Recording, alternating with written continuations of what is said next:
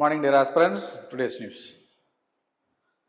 TN Governor asks Vijay to give proof of majority. So, Rajendra Vishwanath Arlekar. So இப்போ நடந்த எலெக்ஷன்ல விஜய்க்கு வந்து பெரும்பான்மை சிங்கிள் மெஜாரிட்டி கிடைக்காததுனால அவரால் ஆட்சி அமைக்க முடியல. அந்த டைம்ல ப்ரூஃப் விஜய் கிட்ட கவர்னர் ப்ரூஃப் கேட்கார். You have to submit about 118 MLAs acceptance letter, அப்பதான் ஆட்சி அமைக்க முடியும்னு கேட்கிறாரு. ஸோ அதான் நியூஸ். ஃபர்ஸ்ட் டிவிக்கு 1 பண்ணுது 108 seats and Congress will give the support of 5, totally comes 111 seats. Still 7 more MLAs need. என்னன்னா ஒரே நேரத்தில் 2 தொகுதியில் ஜெயிச்சாலும் he must resign one of the constituency, that is Tiruchi constituency resign பண்ணாதான் இவரால் பதவி ஏற்க முடியும். அண்ட் அப்போ 107 seats தான் ஒட்டுமொத்தமா 107 seats தான் he has to get about 11 more seats MLA ஓட சப்போர்ட் இருந்தா தான் ஆட்சி அமைக்க முடியும். ஏஐடிஎம்கே டிக்ளைன், அவங்க இந்த அலையன்ஸுக்கு ஒத்துக்கல. ஸோ இனிமேல் என்ன நடக்குதுன்னு பார்க்கலாம். So what R the constitutional framework to be carried on at this situation? First, பெரும்பான்மை எந்த ஒரு கட்சிக்கும் கிடைக்கல அப்படின்னா ப்ரீ போல் அலையன்ஸுக்கு முன்னாடி போலுக்கு முன்னாடி ஒரு அலையன்ஸ் ஃபார்ம் பண்ணிருக்காங்க இல்லையா, அந்த ஒட்டுமொத்த அலையன்ஸோட சேர்த்து அந்த மெஜாரிட்டி வந்துருச்சான்னு ஃபர்ஸ்ட் பார்ப்பாங்க. First pre poll alliance. And then இல்ல அப்படின்னா சிங்கிள் லார்ஜஸ்ட் பார்ட்டி, இப்போ 108 எடுத்திருக்காரு விஜய்னா சிங்கிள் லார்ஜஸ்ட் பார்ட்டி, அவரை அழைச்சு பதவி பிரமாணம் பண்ணி வச்சு and then he is obliged to give the total support. அது ஒட்டுமொத்த 118 எம்எல்ஏவோட சப்போர்ட் இருக்குன்றத he has to prove on the fourth test. அது second scenario. And third scenario வந்து போஸ்ட் போல் கோயிலேஷன் இப்ப ஃபார்ம் பண்றாங்க இல்லையா, போஸ்ட் போல் போலிங் முடிஞ்சதுக்கு அப்புறம் கோயிலேஷன் ஒரு ஃபார்ம் பண்றாங்க இல்லையா, அது மூணாவது scenario. And minority government. So last ரெசார்ட்டா என்ன பண்ணுவாங்கன்னா சின்ன சின்ன பார்ட்டிஸ் எல்லாம் சேர்ந்து கன்சிடபிள் அமௌண்ட் ஆஃப் சீட், அதை 118 பிளஸ் இருக்கு அப்படின்னு நிரூபிச்சு அந்த மைனாரிட்டி பார்ட்டிஸ் வந்து சேர்த்து வச்சு ஆட்சி அமைக்கிறது. ஸோ இதெல்லாம் தான் scenarios can be organised from one. So article 164 என்னன்னா, the article 164 defines governor of the state will appoint chief minister. அது சொல்றது தான் article 164. So what are all the judgments இது வரைக்கும் வந்தது? First SR Bommai versus union of India என்ன சொல்லியிருக்காங்கன்னா, floor test, கரெக்டா ஃப்ளோர் டெஸ்ட் நடக்கணும். அந்த நம்பிக்கையில்லா தீர்மானம் கொண்டு வரக்குள்ள அதை ஸ்ட்ரைக் பண்ணி மேல வராங்கன்னா கரெக்டான சமயத்துல ஃப்ளோர் டெஸ்ட் நடத்தணும்னு சொல்றது SR Bommai case. Rameshwar Prasad union of India வந்து கவர்னர் அந்த சினாரியோஸ் 5 சினாரியோஸ் இருக்கு இல்லையா, அந்த சினாரியோஸ்ல எந்த சினாரியோ வேணா எடுக்கலாம் அப்படிங்கிற டிஸ்கிரிஷன் அப்ரப்டா கவர்னர் கிடையாது. So governor has to justify his action, இதுக்காக தான் இதை எடுத்து ஜஸ்டிஃபை பண்ணணும் அப்படின்னு சொல்றதுதான் வந்து Rameshwar Prasad. And Shivraj Singh Chouhan versus speaker Madhya Pradesh என்னன்னா இமிடியேட் ஃப்ளோர் டெஸ்ட், உடனே கரெக்டா சிங்கிள் மெஜாரிட்டி பார்ட்டி இல்லைன்னா immediately has to prove his confidence. Next news, Nicobar gram sabha signed off on infra project without 50% quorum. So issue என்னன்னா, Great Nicobar project which is going to carry on in the Nicobar Island by eliminating the Champagne tribe. Eliminating சொல்றது by deporting. So இந்த issue நடந்துட்டு இருக்கக்குள்ள there is a constitutional obligation which need to be passed by the Gram Sabha. அது ஒத்துக்கிட்டு கிராம சபா pass பண்ணணும். அதுல அந்த கிராம சபா should have 50% quorum. கோரம்னா கண்டிப்பா அது இருந்தாதான் அந்த லாவை பாஸ் பண்ணவே முடியும் அப்படிங்கிற கோரம். அது ஆக்சுவலா ஆன் த ஃப்ளோர் அந்த கோரம் இல்லாமலே கவர்மெண்ட் ஹேஸ் பாஸ்ட் என்னத அந்த டிராஃப்ட். ஸோ இது இஷ்யூ. ஸோ ஆக்சுவலா இருந்த பாப்புலேஷன் பாத்தீங்கன்னா அந்த இருந்தது அந்த பஞ்சாயத்து ராஜ் இதுல 1.8%, 1.83% வந்து பிரசன்ட் ஆகிருக்கிறது கேம்பல் மேல, 14.72% வந்து லட்சுமி நகர்ல. டோட்டல் அட்டெண்டன்ஸ் பாத்தீங்கன்னா 4.6 தான். ஆனா 50% இருக்கணும்ன்றது ரூல். ஓகேவா? அது அந்த ரூல், அந்த பேசிக் கோரம் ரூலை கொண்டு வந்தது எதுனா forest rights act 2006 and it is not followed by the government of India. So அதான் இங்க issue. So forest right act framework வந்து கிராம சபா ரூல். கிராம சபா அப்படிங்கிறது கிராஸ் ரூட் லெவல்ல கரெக்டான கான்ட்ரிபியூஷன் இருக்கணும், கரெக்டான அக்செப்டன்ஸ் இருக்கணும் for law to be placed. So அப்போ அந்த கரெக்டான லா பிளேஸ் பண்றதுக்காக தான் அந்த கோரம் 50%. அந்த கோரம் 50% அவங்களால சாட்டிஸ்ஃபை பண்ண முடியல. So it is against constitution. So it is sued in the high court, Calcutta high court. Quorum purpose consent requirement. So இதுதான் வந்து line route. First grama sabha community land verify பண்ணணும், கம்யூனிட்டி அந்த கிராம சபா அக்செப்ட் பண்ணணும். And SDLC subdivisional level committee form பண்ணுவாங்க and it will research on the draft and it will openly announce the good and bad of the draft and then district level committee தான் வந்து அதை implement பண்ணுவாங்க. So இந்த இடத்துல அப்போ first ஸ்டேஜ்லயே issue 50% இருக்கிற இடத்துல வரல 4% மட்டும் வச்சு பாஸ் பண்ணிருக்காங்க. It's again constitution, it's against the tribal rights under parts rights act. ஓகேவா? Tribal council issue. ஸோ நிக்கோபார்ல இருக்கிற ஷாம்பன் ட்ரைப்ஸ் தான் மேஜரா பாதிக்கப்படுறாங்க.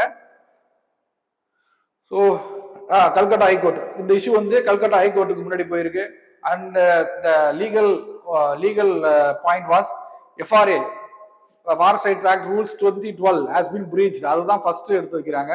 So it's going on in High Court and High Court judgment will be delivered within this month, I think.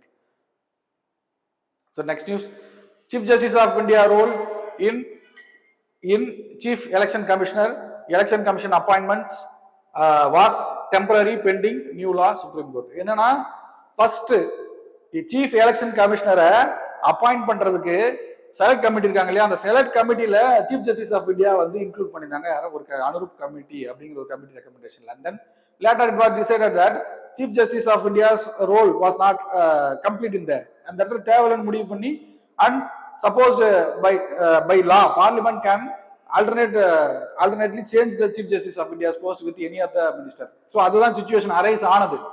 So அதுக்கான news தான் இந்த news. So first அந்த judgment Anup judgment தான் வந்து அந்த committee which is supposed to select the Chief Election Commissioner will be composed of Prime Minister, Leader of Opposition and Chief Justice of India. So இந்த mandate சொன்னது Anup judgment. And then Parliamentary Act 2023 இந்த act form பண்ணது என்னன்னா அந்த chief justice of India இருக்காங்க இல்லையா, அதை replace பண்ணிட்டு வேற ஒரு கேபினட் மினிஸ்டர் ஃபில் பண்றது தான் இந்த பார்லிமெண்ட்ரி லா. ஸோ இந்த இடத்துல பெட்டிஷன் பண்ணியிருக்காங்க என்னன்னா, so chief justice of India இருந்த இடத்துல இன்னொரு கேபினட் வைக்கிறது ஆக்சுவலா லீகலா வந்து கரெக்டாக கொண்டு போகல. ஸோ ரூலிங் பார்ட்டி பேஸ்ட் வந்து சீஃப் எலெக்ஷன் கமிஷன் போக முடியும் அப்படின்னு பெட்டிஷன் ஃபைல் பண்ணிருக்காங்க. அது கோர்ட் சொன்ன விஷயம் என்னன்னா, ஸோ பார்லிமெண்ட்டுக்கு கரெக்டான ஆலையை தேர்ந்தெடுக்க தெரியலையா அப்படின்னு கேட்டிருக்காங்க. ஸோ ஓல்டு கமிட்டி அனு பரன்வால் சீஃப் ஜஸ்டிஸ் இன்ட்ரோடியூஸ் பண்ணது. So what R the constitutional framework which is undertaken now? First, Article 324, which designates Election Commission of India should contain Chief Election Commissioner and 2 election commissioners in சொல்றது Article 324, appointed by the President, tenure 6 years or until the age of 65. Removal by same as the procedure for the removal of Supreme Court judge. என்னன்னா first Lok சபால considerable amount MP ஓட signed document வந்து submit பண்ணனும். And then speaker must accept the removal procedure passed by special majority in the Lok Sabha and again passed by the special majority in Rajya Sabha, and then only he or she can be removed. Parliamentary power. So question கேட்டது supreme court சொன்னது, ஏன் parliament power இல்லையா, இதுக்கு போய் petition பண்றீங்களே, parliament power இல்லையான்னு கேட்டது. The next news, India to host first big cat summit in June. 95 countries set to participate. என்னன்னா international big cat alliance அப்படிங்கிறது ஒரு international organisation which was formulated by India. ஏன்னா இந்தியாவில் தான் அதிகமான டைகர் பாப்புலேஷன். டைகர் வந்து ஒரு ஏபெக்ஸ் ஸ்பீசிஸ், அந்த ஸ்பீசிஸ் இல்லைனாலே அந்த ஏரியாவே வந்து கரெக்டான ஃபுட் செயின் ஃப்ளோ கரெக்டாக இருக்காது. ஸோ அதுக்காக அந்த டைகரை பாதுகாக்க வேண்டியதாக போச்சு. அதனால ப்ராஜெக்ட் டைகர் அப்படிங்கிறது ஒன்று நம்ம 1973 ஸ்டார்ட் பண்ணியிருந்தோம். அதோட 25 இயர்ஸ் எதிர்த்தா இப்போ project international big cat alliance form பண்ணியிருந்தாங்க 2026. ஓகேவா? What is IBCA, international big cat alliance? Launched by PM Modi in 2023 after the 50 years completion. அந்த 73ல ப்ராஜெக்ட் டைகர் ஸ்டார்ட் பண்றாங்களா, அதுல இருந்து 50 இயர்ஸ் கழிச்சு பண்றதுனால இது ப்ராஜெக்ட் டைகரோட 50th கம்ப்ளீஷனுக்கு இந்த IBCA வந்து ஸ்டார்ட் பண்றாங்க. Composed of 24 members, 3 observer countries and 7 cats covered. What are the 7 cats? Tiger, lion, leopard, snow leopard, cheetah, jaguar and puma. These all animals have been covered under IBCA. So எப்படி இருக்குது? And we have to read about Delhi Declaration which was formulated by India. என்னன்னா conserve பண்றாங்க. இப்ப டைகர்லாம் வந்து international பார்டரை cross பண்ற animal. So international cooperation இருக்கணும் for the conserving that Apex species. Conservation cooperation, research and knowledge sharing. So ஒரு ஏரியாவில் இப்போ camera fix பண்ணி புலி நடமாட்டத்தை வாட்ச் பண்றது இருக்கு, புலியோட கால் தடத்தை மட்டுமே வச்சு வாட்ச் பண்றதும் இருக்கு. So knowledge sharing should be carried on.